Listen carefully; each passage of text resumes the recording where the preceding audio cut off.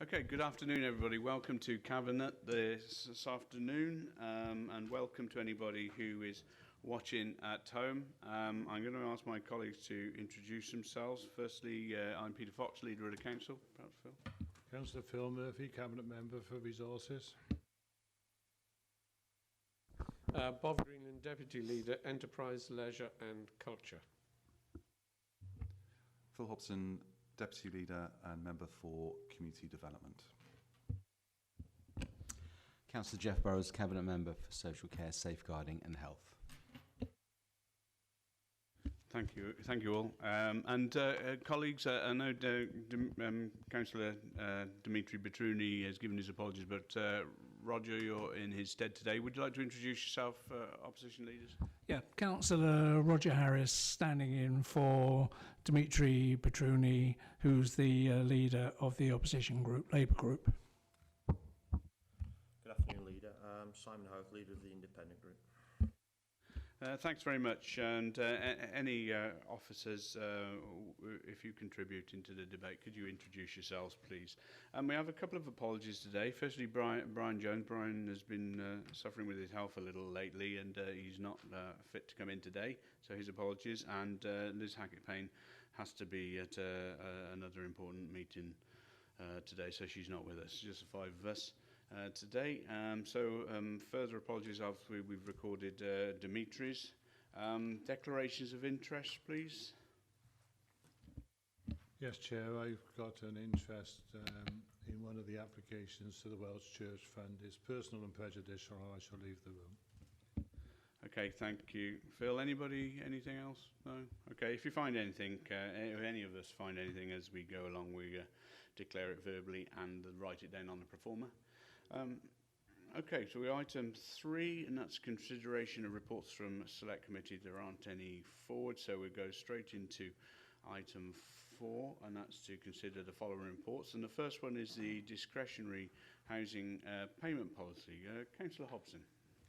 Thank you, Leader. The UK Government is continuing to implement its programme of welfare reform, and the programme has a number of policy objectives, which is basically to help people find ways into work and to move away from dependency on benefit payments. The report enclosed, which is appended, summarises the main impacts of the welfare reform programme, particularly with reference to reductions in housing benefit and the ability of Monmouthshire households to afford rental payments. It includes reference to a further significant reform, and that is the lowering of household benefit cap. The main practical mitigation offered by the county is via the administration of discretionary housing payments to assist customers to meet rent shortfalls incurred due to welfare reforms, and Cabinet is asked to consider the revised discretionary housing payments. I should add, Leader, that this is under the powers contained within the discretionary finance assistance regulations. Monmouthshire County Council has the ability to authorise discretionary housing payments to those who may require further financial assistance in order to meet housing costs. In other words, that Monmouthshire is making a choice and has decided to make an investment in this fund. On pre-decision scrutiny, the matter was put before the Adult Services Select Committee, and you'll see that they made some recommendations. One of the things that they particularly wanted to see was that the amount of money in the discretionary housing payment fund was increased. We have been able to find some extra money for that this year, and we expect to fully fund all requests in the next financial year, as we have in this current financial year, for discretionary housing payments and financial support. Okay, thank you, Phil, for that. And we're joined by Richard Davis as well, author of the report. Richard, is there anything you wish to add at this point? No, nothing at all. I think that summarises the report very well. Okay, and we'll pick up questions, no doubt, in a minute. Can I thank also the Select Committee for their consideration and the recommendations forward, as Phil's reflected on the first one of their recommendations, which I think Phil explained that we recognise, and we also note the others there. I think the last of the 3 is something perhaps for the Planning Committee, where the committee are asked to consider having a joint meeting to discuss the homelessness housing benefits and the provision of affordable housing in Monmouthshire. I think that's something which they'll probably take forward or we raised during the planning committee. The second one there, interested to get a perspective perhaps from you, Richard, on the issue of lone working. And is that something then which has become an issue which you're concerned about for them to, work? Because I absolutely support the recommendation. It was just interesting to understand it a bit more. And I think on the third bullet point there, I mean, I absolutely agree that everybody who's connected to this should be working together, and I hope that would be the case. And if it's not, let's please encourage that to happen. But perhaps if you could just give us some reassurance on that one element, that'd be helpful. Yeah, with respect to the visiting people at home, a lot of activity with respect to more vulnerable households, and particularly the support around the benefit cap has meant that we have had to visit people at home. And it was raised in scrutiny as to whether we had appropriate safeguards for staff, understanding that that could be quite a stressful environment that we are walking into. And it's something that I've raised previously. There isn't a corporate warning system as such in place in Monmouthshire in the same way as I'm used to it in Torfaen. There are safeguards within individual departments, but I would like the authority to look at something where information is shared so that we're not walking into an environment that we shouldn't perhaps be visiting unaccompanied or on our own. And I think that was something that members took away and made a recommendation regarding. That's really helpful. So there is a policy in Torfaen then which we could quite easily utilise, and we just need to make sure then that there's a way of making that happen. So absolutely agree with that. I'm not sure who's taking that back to how that's being developed. Will it have to come to us for ratification or council or what? I'm not sure. Well, my understanding was Mark Hand was the most senior officer at the meeting, and he was going to take that away and take it forward. Yeah. Okay. So, well, we welcome that to come forward. Absolutely agree with it. If there's something already together, we're already working together in many respects with Torfaen, obviously. So, if we can adopt a similar policy here, that makes absolute sense.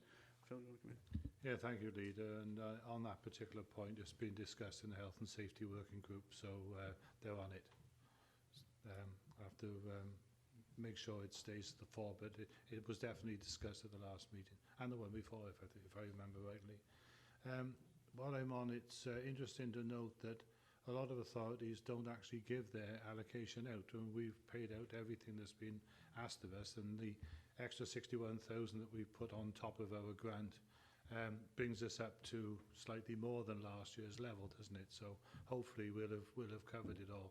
But I think it would be useful if you can see that there's a strain there. It'd be useful to point it out early so that if we do need to take any steps, we can do. Yeah, I'm mindful of that. The household benefit cap actually will place an additional strain on the budget, and that was the reason for bringing this policy back to members. You're quite right that some authorities return unspent grant to the DWP. There was a recent analysis carried out in Wales, and for example, Blaenau Gwent returned £56,000 to DWP from their 15-16 allocation, just as an example.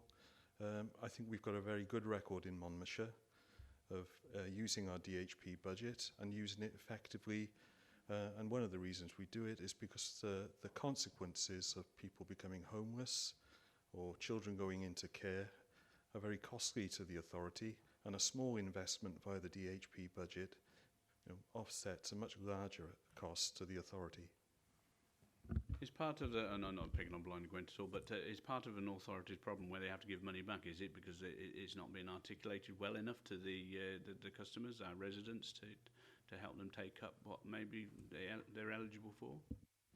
Well, we work very closely with RSLs in particular in Monmouthshire, the cross-border ones like Merlin and Charter, and with Monmouthshire Housing Association to identify households that are at risk, who can't afford their rent, in order to mitigate some of those issues. And it could be, and I'm not able to make an informed judgment on this, but it could be in certain authorities that they're not raising awareness of discretionary housing payments and the value of them and the way in which they can be used.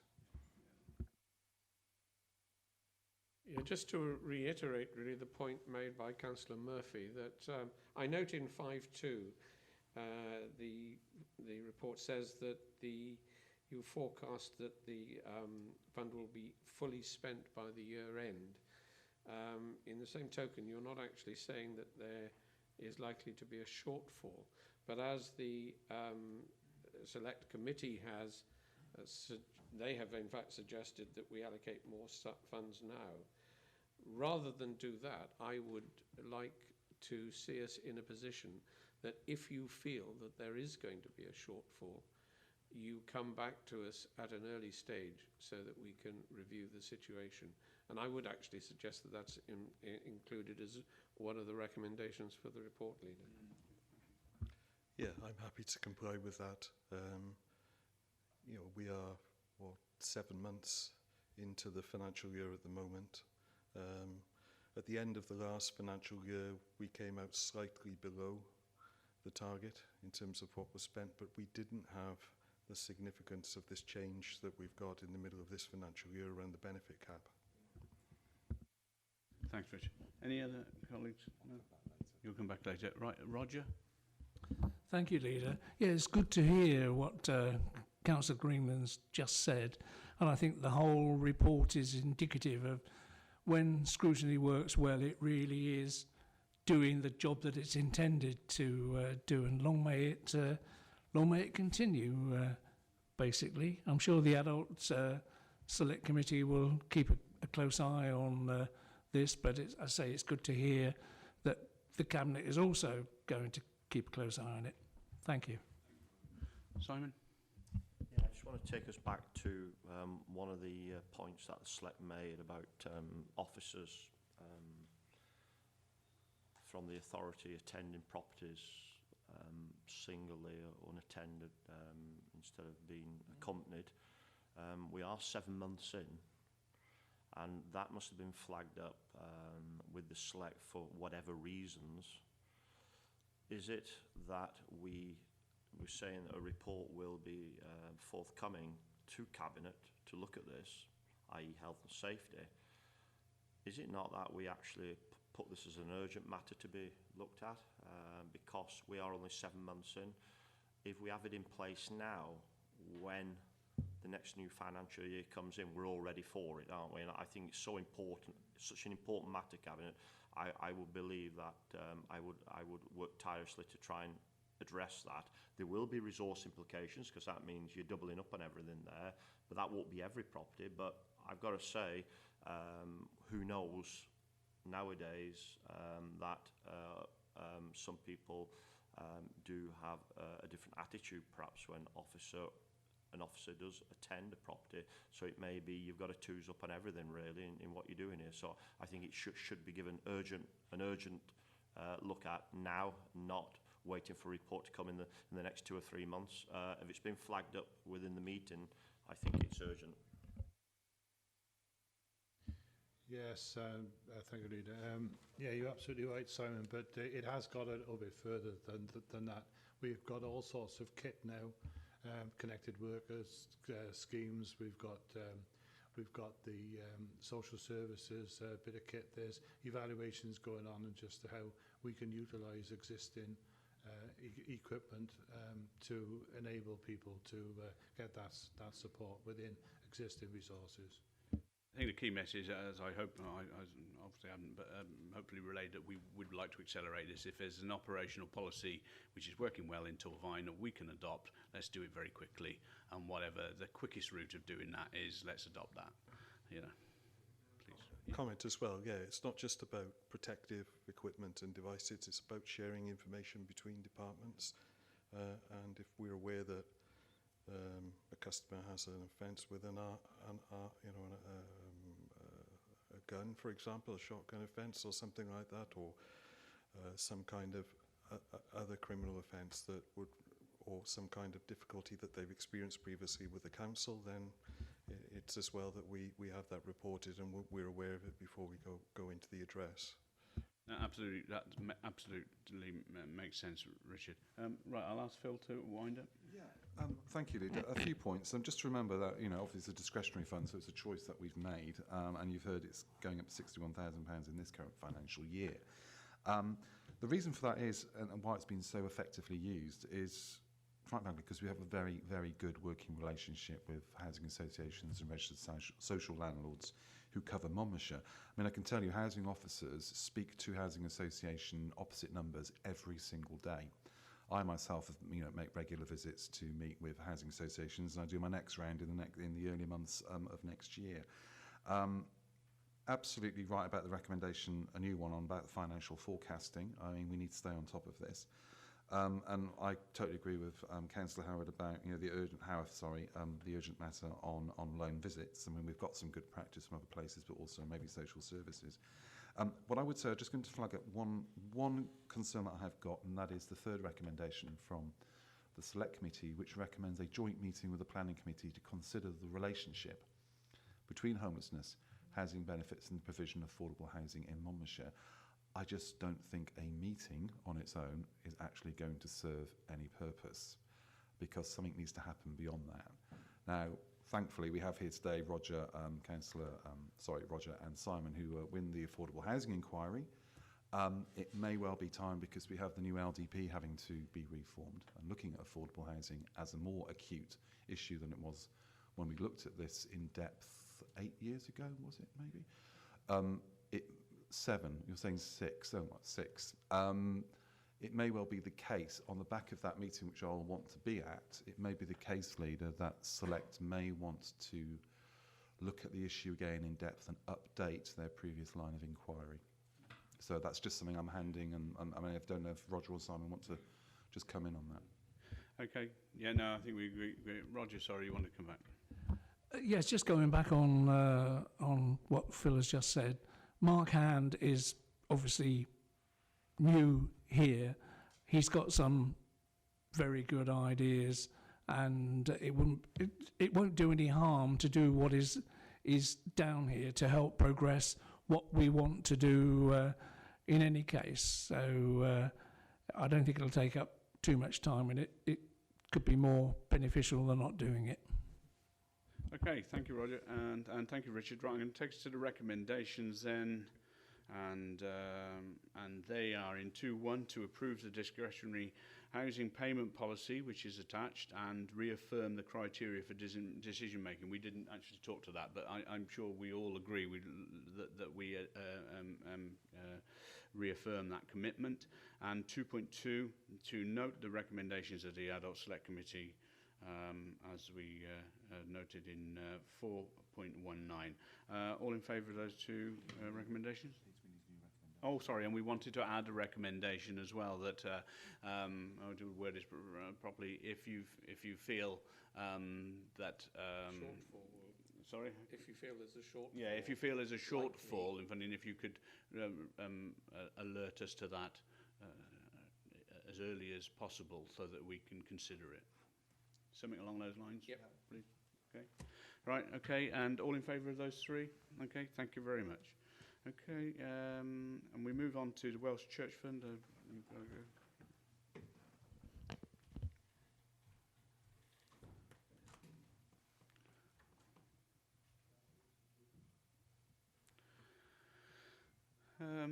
Usual report, members, is the Welsh Church Fund Working Group and a schedule of applications which were considered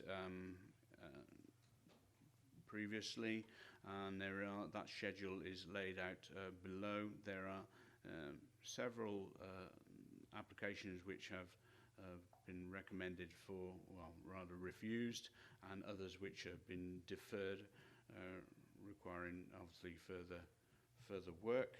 I'm not intending to go through every one individually. I'm going to take those on block. Any questions? No? Roger, anything? No, thank you, Leader. Just that it's just brilliant to have this fund doing what it's meant to do and continuing to do what it's meant to do. Simon? Okay, so the recommendation is that we resolve that the following grants be awarded as per the schedule of applications. All in favour? Thank you very much. Okay, can...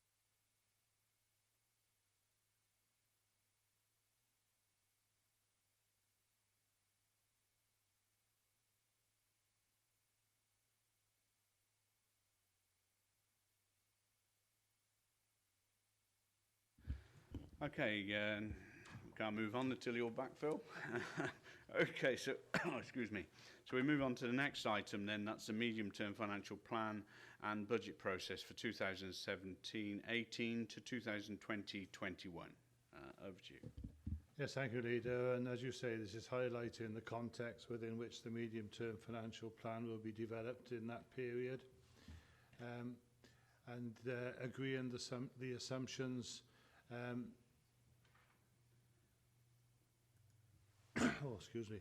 Agreeing the assumptions that are outlined in paragraphs 3.19 to 3.21. Also updating members with the implication arising from the provisional settlement, and agreeing the process for developing the medium-term financial plan for 17-18. The draft response, or we have drafted a response to the Welsh Government on the provisional settlement, which as part of these recommendations needs to be approved. On a note with regard to the provisional settlement, ours was flatlined this year. However, when transfers in and out are applied, we ended up with a cut of 123,000. We're used to talking in millions here, but it was nice to see that it was a relatively low figure. Not as low as was reported in the Free Press last week, where they said it was 23,000. They seem to have missed 100,000 off somewhere, but I'm sure they'll correct that. That certainly helped, but there are many challenges that still remain.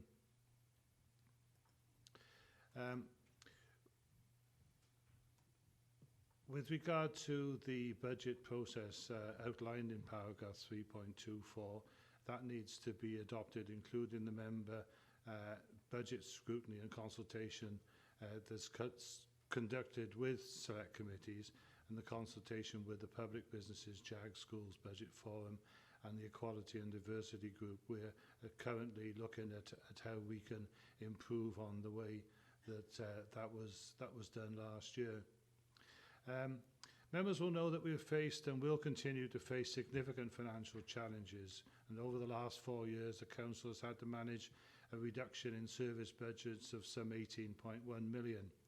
Funding from Welsh Government has reduced, as I said just now, and at the same time pressures on the budget have been increasing in terms of demographic growth, demand and expectation in children's services, contract price inflation and redundancy costs. Reports to Cabinet have outlined the work that was started on Future Monmouthshire, which has taken a holistic approach to the work that needs to be done. But notwithstanding that, the year-end position for 15-16 and the current year monitoring continues to demonstrate a tightening of our financial position. A review of the earmark reserves position highlighted that as reserves have been used extensively, there is less opportunity to replenish reserve balances as budget gets tighter. If you remember, we just scraped home last year, so there wasn't the opportunity of putting significant amounts back into reserves. But it's got to be noted, however, that reserves should not be used to plug the funding gap.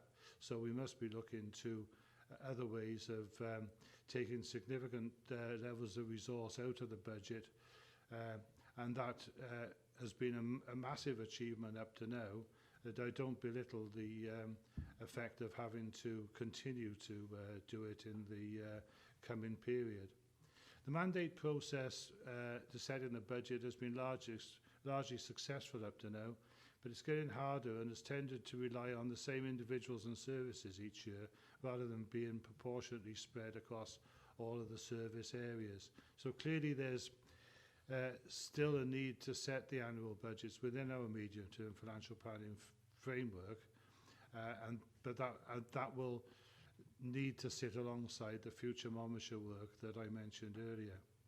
The principles adopted through the future Monmouthshire work will form an important backdrop for services to explore the options available to meet the more immediate budget challenges. So in rolling forward the current MTFP, a review of all existing assumptions, savings and pressures previously agreed for inclusion in the model has been undertaken and provides a basis on which to scenario plan for the future, whilst recognising that we are building from an extremely challenging starting point. Leader, the rest of the report deals with illustrations of the work done to date and how pressures could be dealt with. There will be other pressures to be factored in as work continues. The gap to be managed is looking like around 4 million at the moment, and as the work continues, we'll be updating members on the gap. Okay, thank you, Phil, giving us the insight into how we're going to manage this process going forward, and we look forward to how future Monmouthshire unravels over the coming months, and elements of it over the coming years.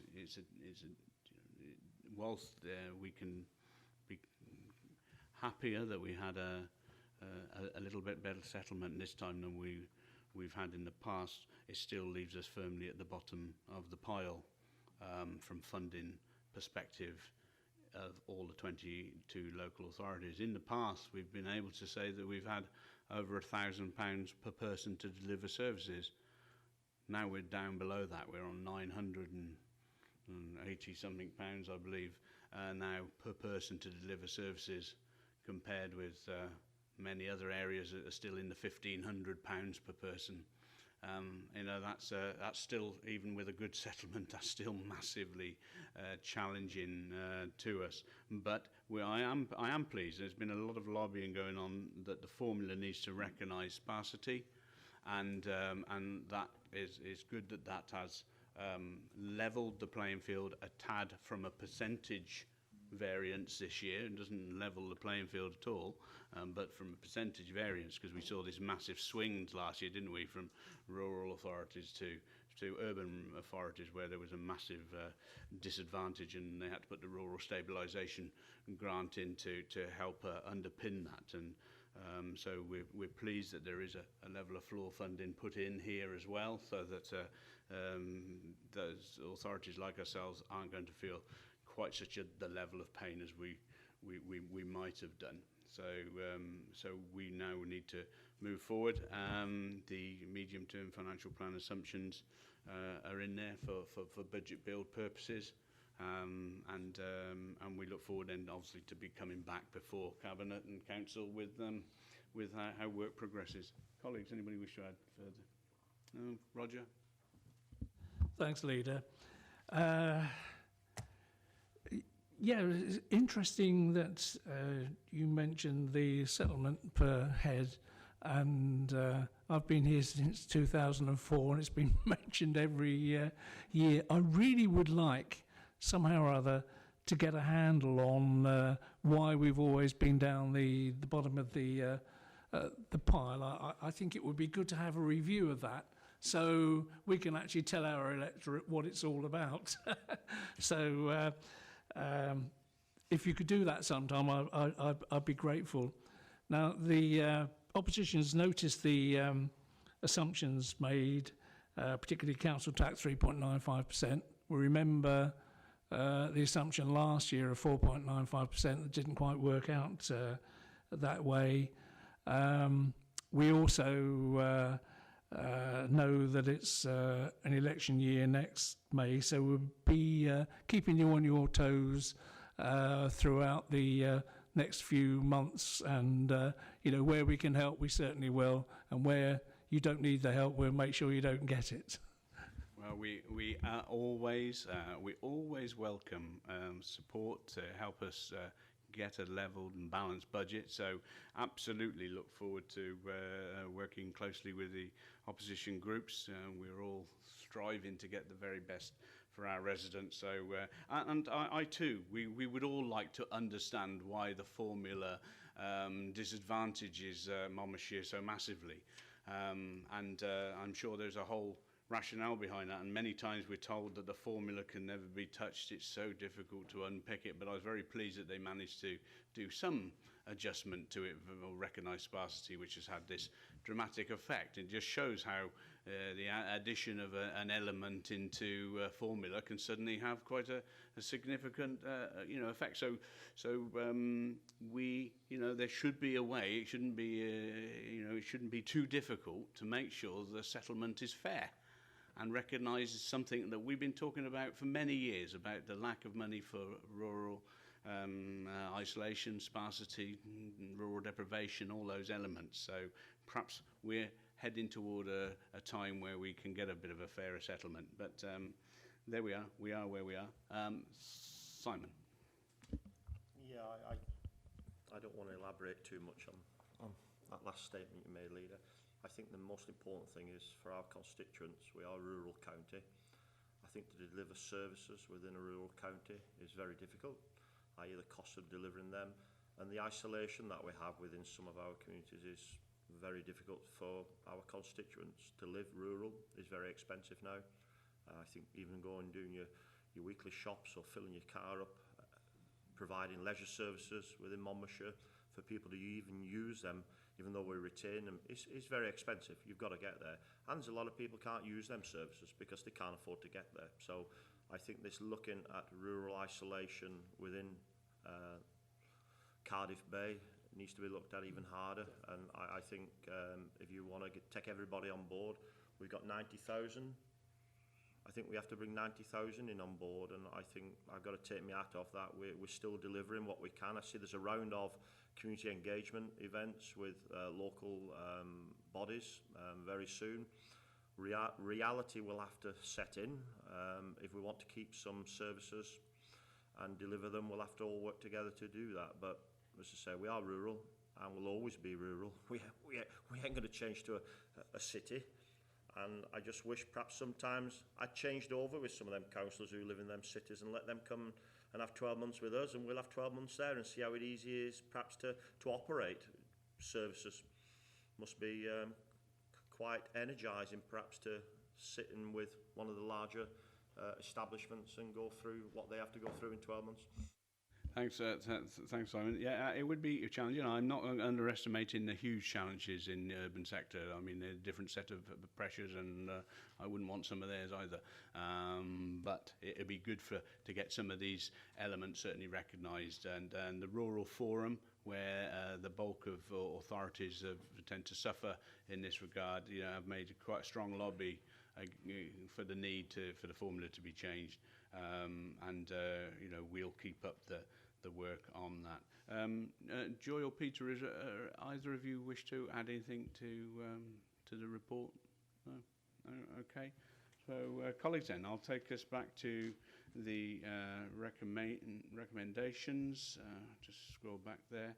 And the recommendations, I think Phil alluded to them as you presented. So I'll take them on block and that's 2, 1, 2, 2, and 2, 3, and ask that we move those all in favour. Okay, thank you very much. Can we go on then to the last item today, and that's our regular revenue and capital monitoring report. Phil. Yes, thank you, Leader. And as the report says, its purpose is to provide members with information on the forecast revenue outturn position of the authority end of period 2. So that's the first 6 months of the current financial year 16-17. And as usual, this report will also be considered by select committees as part of their responsibility. And traditionally, the bulk of the discussion on this report has been reserved for the select committees to go into it in detail. The recommendations are that Cabinet notes the extent of the forecast revenue overspend at period 2, and I'm delighted to be able to point out that there's been an improvement of some 529,000 on the previous anticipated position at period 1. So substantial work done there. And the Cabinet expects Chief Officers to continue to review the levels of cover and underspends, of over and underspends, and reallocate budgets to reduce the extent of compensatory positions needing to be reported from month 6 onwards. Cabinet also appreciates the extent of predicted schools' reserve usage, and I should point out that there are various extraordinary items included in the possible overspend of that 839,000, which are dealt with in the body of the report. Cabinet also needs to consider the capital monitoring specific over and underspends, and note that the potential for this to have significant revenue pressures should receipts be delayed and temporary borrowing be required. This represents a considerable effort from officers, and full credit has to be given them for that. However, there is much more to do, and as 2.2 of the recommendations state, we will continue to be looking to see how measures can be taken to reduce that potential overspend even further. So, as I said earlier, Leader, this is going to the round of scrutiny committees, and to help them with their work this time. And given the extent of service movement since period 1 and the creation of the Resources Directorate, there's been a change from the previous reporting, and we've rejigged, if you like, the report so that it actually represents the each scrutiny committee's activities for each of reference. And so, as I said, in view of the considerable detail in the report and the fact it's being released for this scrutiny round, I'll stop and invite questions. Yeah, thank you, Phil. And I'm going to thank all officers for the work they've done to haul the overspend back. Still some fair way to go. Let's hope we can see further improvements on that. Okay, colleagues. Yeah, Jeff. Thank you, Leader. Just a little comment from the social care portfolio. I'm delighted to see the improvement that we're starting to show in the children's services, because for a very long time Cabinet has been involved in understanding the very serious pressures that side of our work has been confronting, and I'm delighted to see that commencement of improvement there. What I really wanted to kind of just share with you a little bit about a background understanding as to what has actually happened in the community care overspend very recently.